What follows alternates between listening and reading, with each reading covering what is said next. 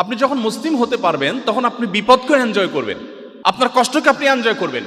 প্রচন্ড কষ্ট চলছে, আপনার সামনে হাদিস হাজির হবে। নবীজি বলেছেন, তিরমিজিতে বর্ণিত হয়েছে, তিনি বলেছেন আশাদ্দুন নাসি বালাআন আল আমবিয়া ফাল আমসাল সুম্মাল আমসাল। সবচেয়ে বেশি বিপদগ্রস্ত ছিলেন নবী রাসূলগণ। আপনি কি তাদের অনুসারী? সো আপনার জীবনে বিপদ আসবেই।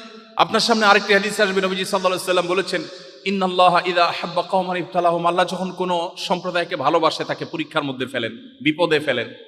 আপনার কাছে বিপদটাও এনজয় করার মতো একটা বিষয় হবে।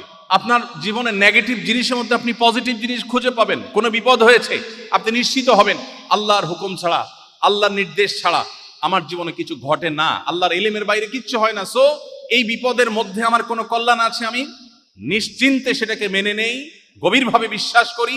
আপনি সেটাকে এনজয় করবেন, ভালো লাগবে। আর ঈমান যদি না থাকে, আপনি জাস্ট বলবেন ও স্যাড, ব্যাস।